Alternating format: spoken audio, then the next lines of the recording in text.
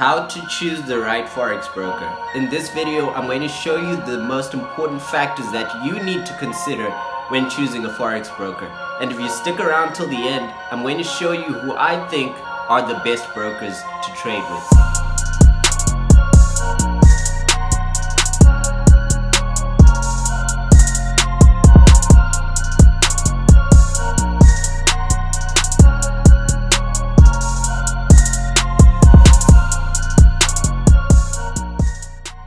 Hello and welcome to the Pine Street Capital YouTube channel where we talk all things trading and investing.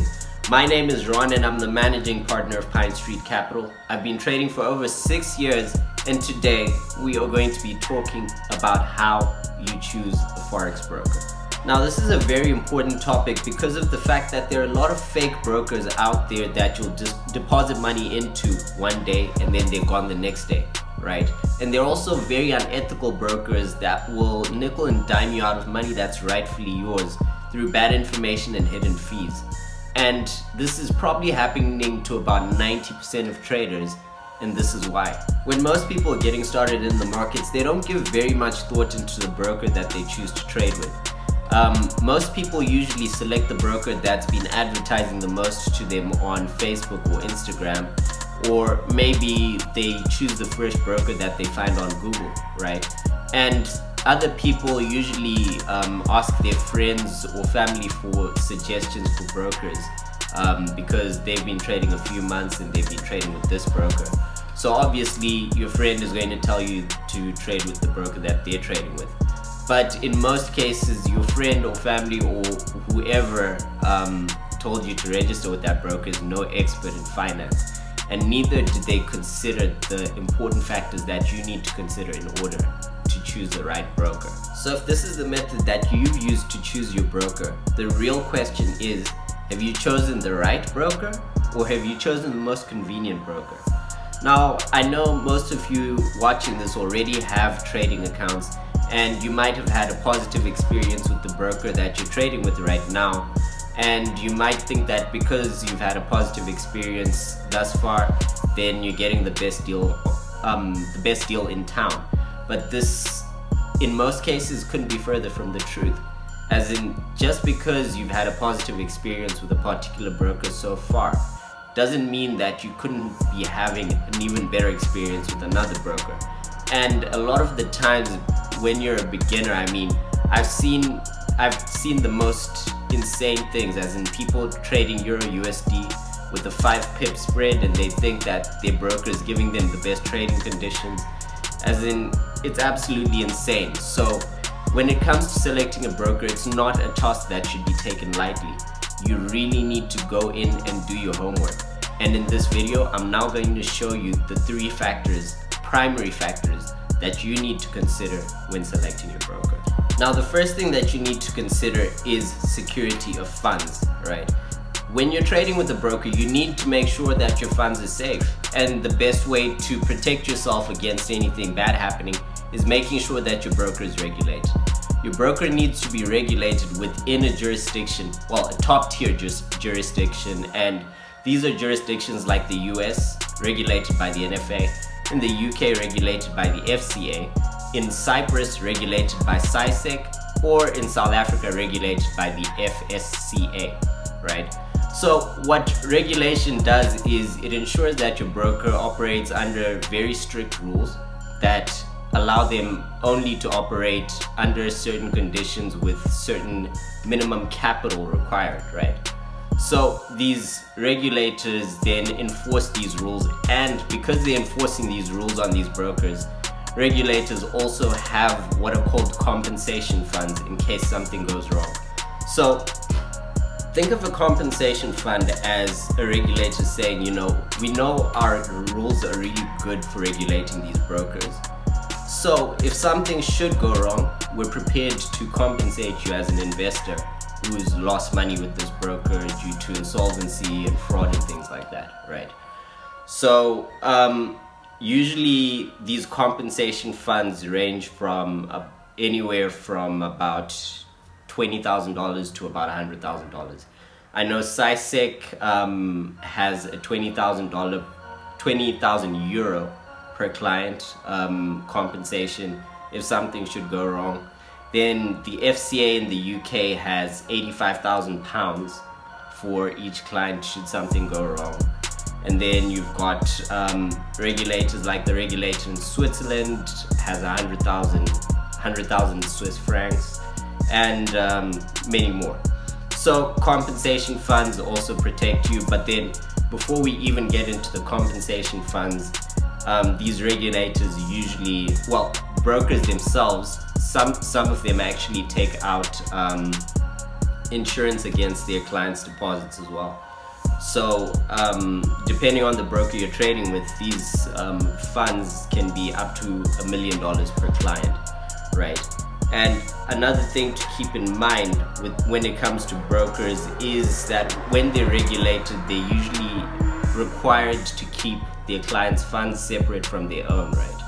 So these are what are called segregated accounts. So in essence, when you deposit your money with a brokerage, the money goes to a trust account held in your name with the top tier bank most of the time, and these funds are completely separate from the funds that the broker uses to pay their employees and liquidity providers and things like that, right? So that's security of funds in a nutshell. And another thing that you really need to keep in mind is that some brokers usually like to onboard their clients using offshore entities, and this is something that I wouldn't exactly call a red flag, but it's something that I'm not a huge fan of.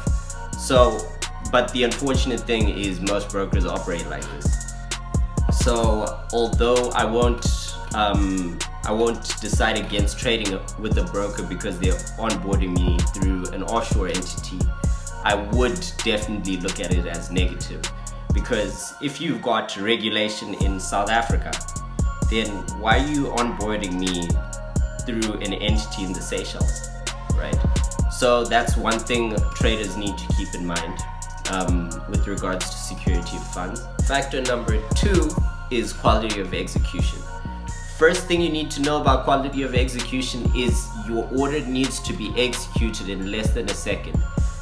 The average amongst brokers ranges from about 10 to 30 milliseconds, right? And that's how fast your orders need to be executed. And another thing is you need to consider the execution type for the account that you're trading with that broker. I personally prefer to be market executed, but there are 2 execution types, right, that you'll find within the retail trading space. And that is, number 1, the market execution. So with market execution, what usually happens is when you place an order to buy Euro USD, that order goes straight to the broker's liquidity provider, or if they're a B-book broker, they're internalizing that trade, right? So your order is executed immediately and it doesn't go through a dealing desk. Then there's also instant execution, which is an execution type whereby when you place an order to, say, buy Euro USD, the order goes through the broker's dealing desk, right? And the dealing desk then has the power to either accept or reject that order. If they reject it, then they'll give you what's called a requote, right? Which is essentially them telling you, okay, you hit the button whilst this price was up, but we aren't able to execute you at this price. Would you prefer it to be executed at this alternative price, right? And I'm sure you can already see where this may cause delays in you actually getting into the market when you want to get into the market, right? If you're like me and prefer market execution, then the only problem is that you generally need a higher initial deposit in order to get access to that market execution, right? And another factor that you need to consider is slippage. Slippage is a huge implicit cost of trading, and traders really need to check when their take profits or stop losses are hit, and even when they're executing trades, are they getting slippage of 1, 2, 3 pips? You know, if you're getting slippage on a consistent basis, then it's really time to change brokers. The last factor, which is number 3, is the cost of trading, right? The cost of trading is what I'd say most people who are generally more aware of the things that they need to know would consider to be the most important factor, but I will tell you right now, spreads and commissions are not the be-all and end-all. It's the combination of the other two factors that I've told you about, along with spreads and commissions, that make a broker the right choice for you, right? So when it comes to spreads and commissions, the only rule I'd say I have for this is that your broker's spreads and commissions need to be competitive, right? As in, if you're generally paying, I'd say, less than 1 pip to trade Euro US dollar, then you're good, right? As in, if your broker is now offering you Euro USD at 2 pips when the industry average is about, well, amongst the more competitive brokers is around 0.8 pips, i.e. 8 points, then you're definitely not getting a good deal at 2 pips. So I'd say Euro USD is generally the instrument that you want to use to gauge where a broker stands in terms of their spreads.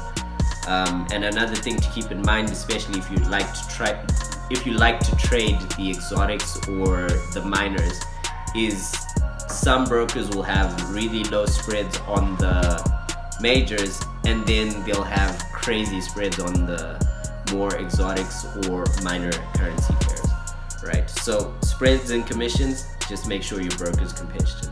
So these are the primary factors that you need to consider when choosing a Forex broker. You need to make sure that, number one, your funds are safe.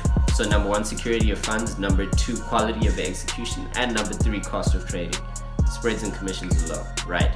So there are also secondary factors that you need to consider in order to choose the right Forex broker for you. And these will matter to different extents for different traders, right?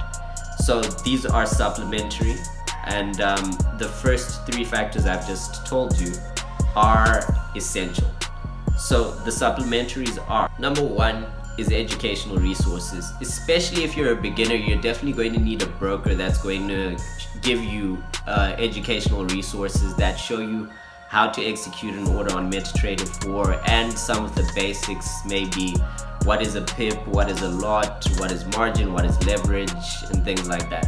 So especially if you're a beginner, educational resources are going to be important to you.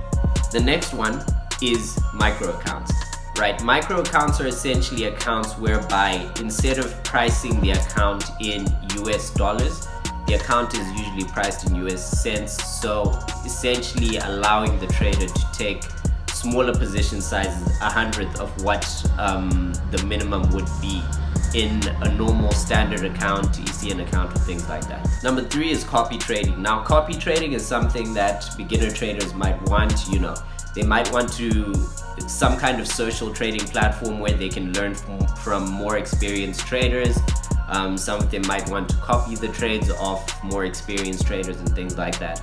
So that's something, again, that's more suited to beginners, and if you're a beginner, you might want that within your broker. Number four is personalized support. Now, this is a factor that's more important to IBs and more premium accounts, right? You need someone who's going to deal with any issues that you may have with your account immediately. I personally prefer to have a really personal relationship with my account manager, as in I prefer a broker that offers me an account manager that I can literally send a WhatsApp message to and have a close personal relationship with, so that I can have everything sorted like immediately, right? So those are the factors that you need to consider when trading with a brokerage. To summarize all of them, I said number one within the primary factors is security of funds. Number two is quality of execution. Number three is the cost of trading, right? Those are the main ones you need. Then supplementary, if you're a beginner, then you're going to need educational resources. You're going to need maybe micro accounts and then copy trading. Then if you're a more premium account or an IB, you're definitely going to need personalized support. I did promise to share some of the top brokers some of the brokers I'd consider to be the top brokers within the industry. So I've included a link in the description and you can check out some of the top brokers that I prefer to trade with. If you've made it this far into the video, hit the like button below and subscribe to our YouTube channel. And as a thank you for watching till the end, I've included on the left a playlist of videos related to Forex trading. And on the right is the video that YouTube thinks that you're gonna wanna watch next. Blue pill, red pill.